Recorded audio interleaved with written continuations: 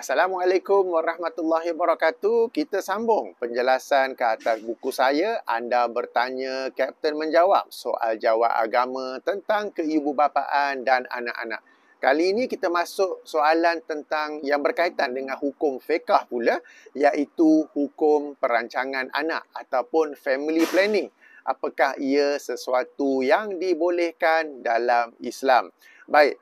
Pada zaman Rasulullah sallallahu alaihi wasallam ada sesuatu yang semisal family planning, ia disebut sebagai azal. Apakah azal itu? Azal adalah apabila lelaki mengeluarkan penisnya daripada faraj wanita sebaik saja sebelum berlaku ejakulasi. Sebaik saja just before ejaculation, supaya air mani akan tertumpah keluar dan tidak masuk ke dalam rahim wanita, ya. Dan kalau kita mengkaji hadis-hadis tentang azal ini, kita dapat membahagikannya kepada dua kelompok.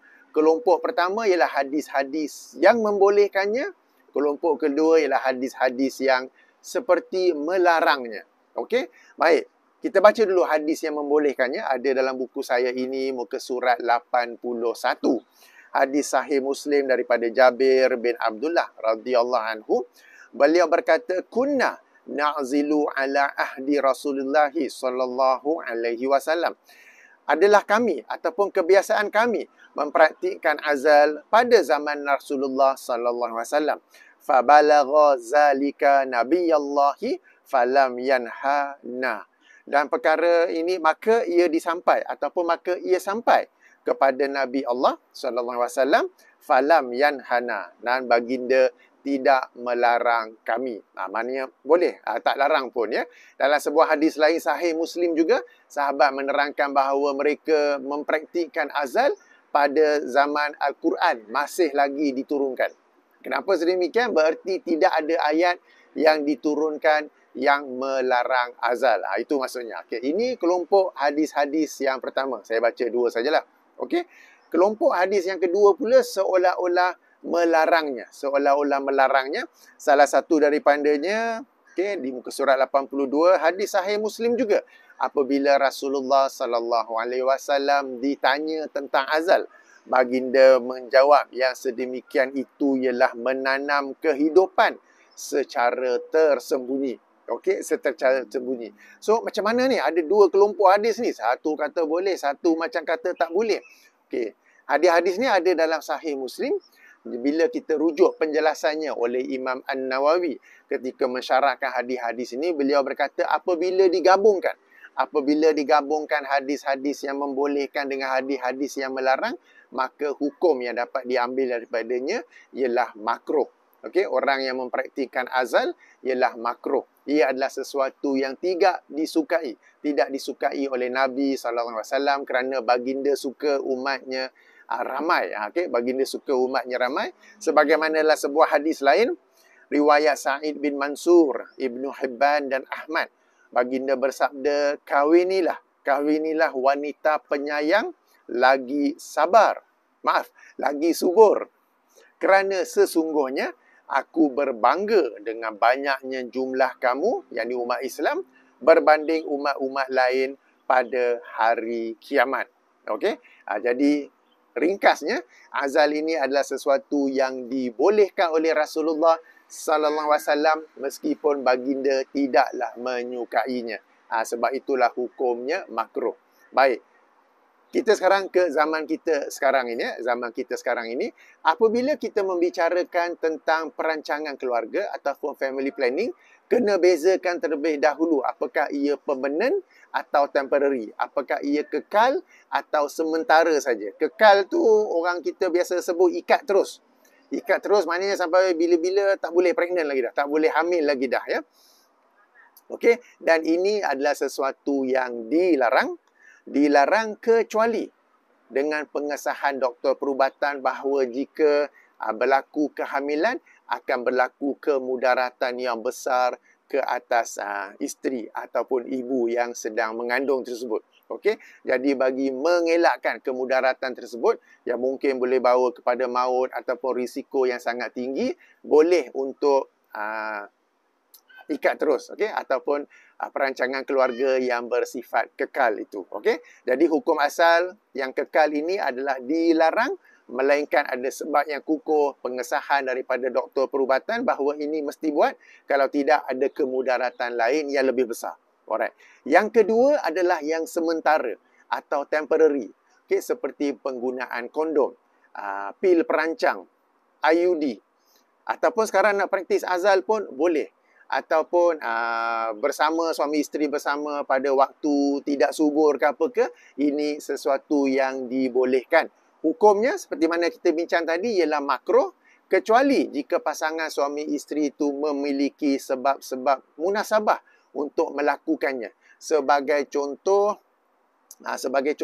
katakan ibu baru melahirkan anak melalui cara caesarean. Okey, dan doktor memberi nasihat jangan hamil supaya perut ke abdomen apa tu kembali kuat. Jangan hamil untuk 2 tahun ke 3 tahun ke 4 tahun ke. Maka mereka melakukan perancangan supaya tidak hamil dalam masa 3 tahun tersebut. Okey. Dan ini adalah sesuatu yang kita kata tadi makruh, yang ini sesuatu yang sunat demi menjaga kesihatan ibu. Demi menjaga kesihatan ibu. Sebab ibu tadi baru melahirkan melalui cara caesarean. We need the mother to take care of the child. Ayah pun take care kan, tapi kalau ayah jaga, faham-faham je lah kan, banyak kekurangannya.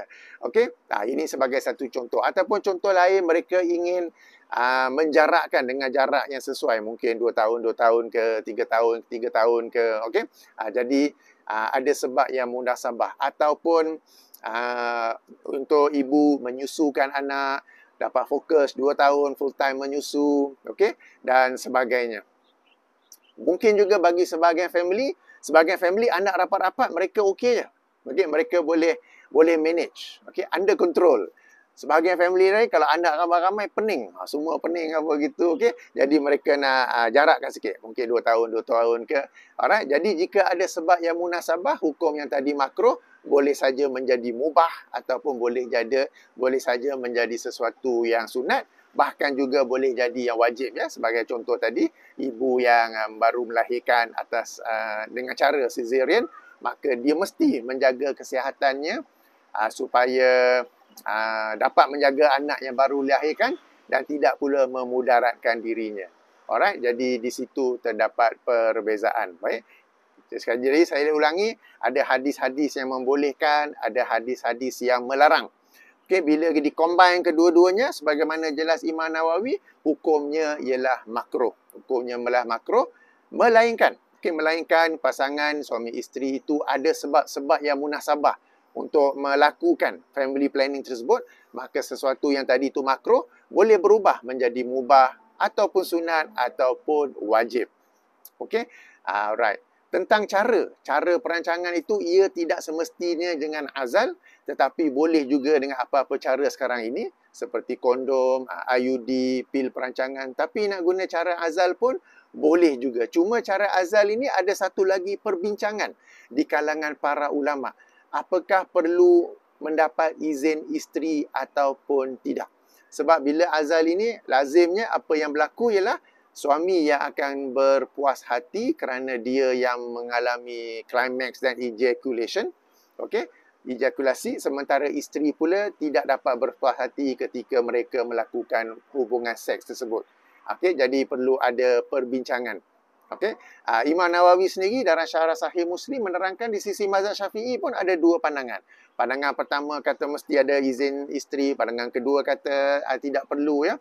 Okay, jadi yang lebih tepat, lebih sesuai ialah adanya perbincangan di antara suami isteri dalam perkara ini ya, apabila melakukan azal. Baik, jadi itulah penjelasan saya tentang hukum perancangan anak. Baik, sebelum kita tutup, sedikit kesimpulan ya, bahawa hadis-hadis tentang ini jika kita himpunkan boleh dibahagikan kepada dua. Satu yang membolehkan, satu yang melarang. Jika kita combine, kita padukan bersama, menunjukkan bahawa hukumnya ialah makruh. Alright. Berbeza jika seseorang itu memiliki sebab-sebab yang munasabah untuk melakukan perancangan keluarga, maka hukum yang makruh itu boleh berubah menjadi sesuatu yang mubah ataupun sunat ataupun wajib. Semua ini merujuk kepada perancangan keluarga yang bersifat sementara. Okey, sebab perancangan keluarga ada juga yang bersifat permanent. Okey, yang permanent ni dilarang oleh agama kecuali dengan pengesahan doktor yang ni kalau pregnant betul-betul very high risk akan menyebabkan maut dan sebagainya baru dibolehkan yang permanent tersebut. Yang kita bincang ni tentang sementara ya, temporary. Okey, sementara sahaja. Baik. Demikian ya daripada buku saya ini dan sedikit tambahan yang tadi tu. Moga-moga bermanfaat. Subhanakallahumma wa bihamdika asyhadu an la ilaha illa anta astaghfiruka wa atubu ilaika. Assalamualaikum warahmatullahi wabarakatuh.